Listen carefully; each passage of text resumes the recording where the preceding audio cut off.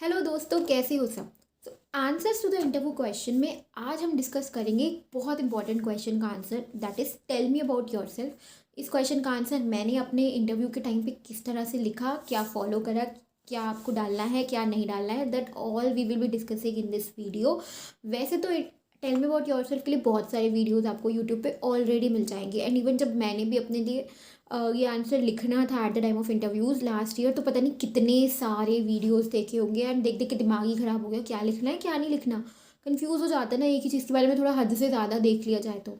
But honestly this is a very important question, and इसका answer तो मतलब आपको बहुत अच्छे से बाय हार्ट प्रिपेयर होना चाहिए अगर आप भी इंटरव्यूज़ दे रहे हैं।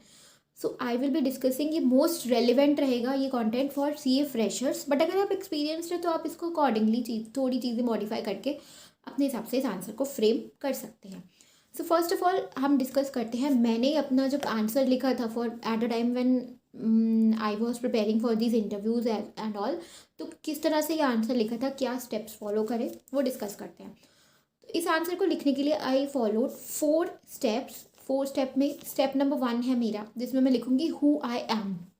वैसे तो टेल मी अबाउट योरसेल्फ सुनकर ही लगता है कि मुझे अपने बारे में बताना है, but when it comes to express in words और एक करेक्ट आंसर जिसकी वजह से interviewer will feel that I am the best candidate for this job, वो लिखना वो थोड़ा सा ट्रिकी हो जाता है। ठीक है, तो स्टेप 1 में हम सिंपल क्रिस्प एंड क्लियर बात लिखेंगे हु आई एम। अब इसमें भी बहुत ज़्यादा डिटेल्स नहीं देनी होती है अपने बारे में कि आप अपनी पूरी बायोग्राफी बताने लग जाओ कि आपकी लाइफ में अब तक क्या हुआ है, आपको हर चीज़ डिस्क्राइब करनी है, नहीं बिल्कुल भी नहीं। ठीक है, सिंपल हु आई एम में you can write my name is Riddhima Mehndi Ratta या I am Riddhima Mehndi Ratta, give your name and some of the latest thing related to your qualification. Let's say if you are a CA fresher तो simply आप who I am में डालो, hello I am Riddhima Mehndi Ratta, I have completed my CA final in November 21 attempt.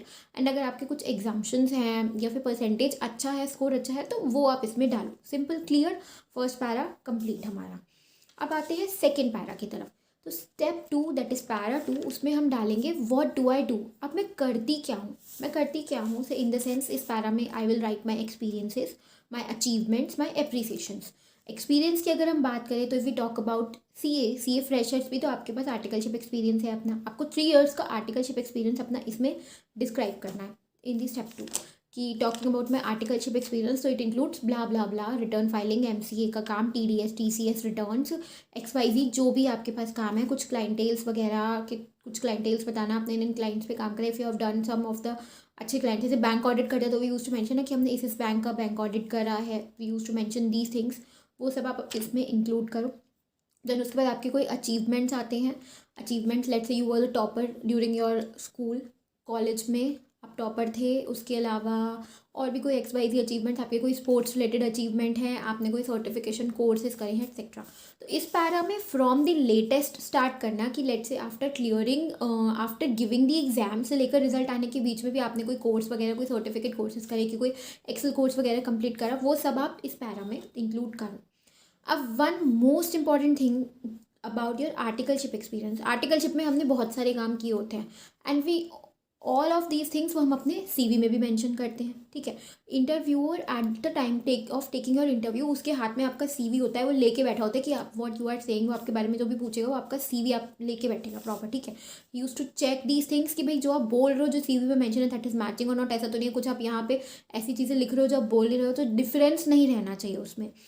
So if you are applying for a particular profile, तो जब आप यहाँ पे अपना आर्टिकलशिप एक्सपीरियंस डिस्क्राइब कर रहे हो, द मोस्ट इंपॉर्टेंट थिंग जो कॉमन है उस प्रोफाइल में, let's say for if you are applying for a direct tax profile, जिसमें आपका जो मेन काम रहेगा वो असेसमेंट्स, रिटर्न फाइलिंग, लिटिगेशन इस टाइप से रहेगा, तो आर्टिकलशिप का आपका वो एक्सपीरियंस जो कॉमन है with that profile, incorporate that in the answer.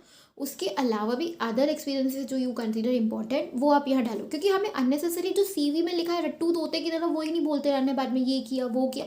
Some things you can skip, जो आपको लगता है हाँ यहाँ पे रेलिवेंट नहीं है, you have already mention that in the CV and the CV तो इंटरव्यूअर के पास है, तो you can skip that part. तो ये हमारा हो गया para 2। Now coming about para 3, para 3 में हमको डालना है स्ट्रेंथ्स। स्ट्रेंथ्स वो स्ट्रेंथ्स जो डायरेक्टली रिलेटेड हो to the profile I am applying for. अब स्ट्रेंथ्स यहाँ डाल रहे हैं तो आपका एक दिमाग में ये भी क्वेश्चन आ सकता है कि अगर स्ट्रेंथ्स एंड वीकनेस का अलग से क्वेश्चन है तो उसमें क्या करेंगे। तो अगर अलग से क्वेश्चन आता है तो सेम स्ट्रेंथ्स आपको फिर से वहीं चिपकानी है, पहली चीज़। दूसरी चीज़, मोस्ट ऑफ द जो मेरा एक्सपीरियंस रहा है, most of the times what are your strengths and weaknesses का क्वेश्चन पूछा ही नहीं गया। तो इसीलिए भी आप स्ट्रेंथ्स यहाँ डालकर अपना थोड़ा सा ये आंसर को इस तरह, इसको पता है फिर आप क्या करते हो, आप अपने tell me about yourself में ही ये चीज़ भी डाल देते हो, why you are the best fit for this profile. वो आप स्ट्रेंथ्स डालकर दिखाते हो कि भाई you have the right skills by giving your experiences in para 2 and you have the appropriate strengths. आप ही एक मोस्ट अप्रोप्रिएट कैंडिडेट हो फॉर दिस जॉब।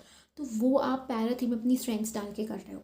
अब स्ट्रेंथ्स एंड वीकनेसेस में, हाँ, सो वन ऑफ द एक इंपॉर्टेंट पॉइंट कि late से आपने स्ट्रेंथ्स एंड वीकनेसेस का भी एक आंसर रेडी करा है, आपने उसमें 5 से 6 स्ट्रेंथ्स अपनी बतानी है कि ये है, वो है, XYZ ब्ला ब्ला ब्ला, जो भी आपने सोचा है, ठीक है। तो वहाँ वो स्ट्रेंथ्स रखो रेडी, बट यहाँ पर tell me about yourself में वो स्ट्रेंथ्स डालना जिस प्रोफाइल के लिए आप अप्लाई कर रहे हो और उससे वो डायरेक्टली लिंक्ड रहती हो।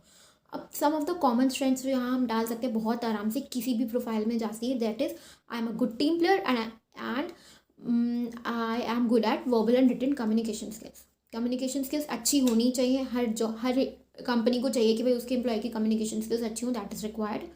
नंबर 2, आप टीम प्लेयर अच्छे हो, आप टीम लेवल वर्किंग पे अच्छा काम करते हो, you are collaborative in nature. ये 2-3 स्ट्रेंथ्स रहती हैं कि जो आप इस आंसर में आराम से डालो। अब इसमें क्या होता है, स्ट्रेंथ्स अगर आप यहाँ इस आंसर में डाल रहे हो तो स्ट्रेंथ्स के साथ दो एक बैकअप से बिना क्या सेंस है। It's like you are not just saying कि I am a good team player. Interview कहेगा मैं कैसे मान लूँ, अब वो वहाँ तुमसे टीम प्लेयर का कोई गेम तो करा के टेस्ट करेगा नहीं। सो वॉट आपको उस सेंटेंस को इस तरह से फ्रेम अप करना है कि वो अपने आप ही एक बैकअप दे। लेट्स से फॉर एग्जाम्पल इसकी जगह मैं ऐसे बोलूँ कि my collaborative nature is one of my strongest attribute. I have done a lot of team projects during my articleship training when I was in college, etc. So I consider myself a good team player. तो instead of सीधा plane बोल दिया कि मैं team player हूँ, मैं बहुत अच्छा टीम प्लेयर हूँ, मैंने उसकी बजाय आप बोलो कि मेरा नेचर कोलैबोरेटिव है, मैंने बहुत सारे प्रोजेक्ट्स हैं स्कूल के, कॉलेज के, आर्टिकलशिप के टाइम पे जिसमें मैंने टीम वर्किंग में काम करा है and that have been really successful. तो मुझे एक्सपीरियंस है कि टीम के साथ किस तरह से काम किया जाता है। This is one of your strength and this shows that you have experience of that as well. अब लेट से आपको ऐसे ही बोलना है कि I am good at communication skills. इसका बैकअप आप क्या दे सकते हो, क्योंकि मेरे केस में क्या था कि when I was in class 12 तो मैं अपनी क्लास की स्पोकन इंग्लिश इंचार्ज थी, तो मैंने वो इसमें ऐड ऑन कर दिया कि I am good at verbal and written communication skills. I was also the spoken English incharge of my school during class 12 and recently I did a course on personality development. तो मेरी communication skills अच्छी हैं, उसके लिए मैंने एक backup भी दे दिया कि मैं 12th क्लास में स्पोकन इंग्लिश इंचार्ज थी एंड उसके साथ आई ऑल्सो सेड कि मैंने कोर्स भी करा है। तो I focus on improving my self. इससे 3 चीज़ें मैंने एक ही लाइन में बोल दी। तो इस तरह से आप भी आइडेंटिफाई करो कि जिस प्रोफाइल के लिए आप ये आंसर लिख रहे हो उस प्रोफाइल के हिसाब से कौन सी आपकी स्ट्रेंथ्स है जो इस आंसर में फिट इन हो सकती हैं। तो आपका ये कन्फ्यूजन भी दूर कि अगर स्ट्रेंथ्स एंड वीकनेसेस का सेपरेट क्वेश्चन आता भी है तो उसके लिए आपको और ज़्यादा स्ट्रेंथ्स लिखनी होंगी। उसके लिए आप 4-5 पॉइंटर्स नोट करो, 2 आपने यहाँ बोल दी, बाकी वहाँ बोल देना, सिंपल। इससे क्या होगा, आपका आंसर थोड़ा सा लंबा हो जाएगा एंड इससे आप you are also saying this thing, proving this thing that you are a good fit for this job. अब आते हैं हम अपने स्टेप 4 पे। Step 4 is simple closing lines आपको बोलनी है। Closing lines simple, short and clear होना चाहिए। फॉर एग्जाम्पल इफ आई से, मैं क्लोजिंग लाइन्स का एग्जाम्पल दूँ तो I am looking forward to be a part of your organisation and add value to the company through my skills and strengths. आप simple ऐसे lines डाल के अपना आंसर क्लोज कर सकते हो। आपने ऑलरेडी अपने बारे में अपने experiences, achievements and strengths cover कर लिए हैं एंड आप इंटरव्यूअर को अपना बेस्ट सेल्फ प्रेजेंट कर चुके हो। तो क्लोजिंग लाइन्स को आप सिंपल, शॉर्ट एंड क्रिस्प रख कर अपना आंसर कंप्लीट कर सकते हो। अब one of the most important tip that you should remember while writing this answer is thoroughly study the job description. Job description की आपको प्रॉपर स्टडी करनी है। जिस प्रोफाइल के लिए आप अप्लाई कर रहे हो उसमें से कॉमन एक्सपीरियंसेस फाइंड आउट करने हैं। जो एक्सपीरियंस वो कंपनी को रिक्वायर्ड है, वो एक्सपीरियंसेस आपके पास हैं बाय आर्टिकलशिप और बाय अदर एक्सपीरियंस, वो तो स्पेसिफिकली आपको हाईलाइट करनी ही है। अपार्ट फ्रॉम दैट जो भी अदर चीज़ें आपको लगता है that you can add on, वो आपको ऐड ऑन करनी है। एंड उसमें से जो भी कीवर्ड्स वगैरह हैं वो आप अपनी स्किल्स, स्ट्रेंथ्स, अचीवमेंट्स, जहाँ भी हो सके वो कीवर्ड्स, वो कॉमन वर्ड अपने आंसर में डालो, ठीक है। तो ऐसा नहीं है कि आपने ये आंसर एक बार तैयार कर लिया, लिख लिया और उसका रट्टा मार लिया एंड जब भी आप इंटरव्यू के लिए जा रहे हो तो tell me about yourself, हाँ ये कैसे तैयार है बोले जा रहे हो। नो नो नो, आपको हर बार हर प्रोफाइल के हिसाब से अपने इस आंसर को मॉडिफाई करना चाहिए एंड वो वर्ड्स ऐड ऑन करने चाहिए, ठीक है।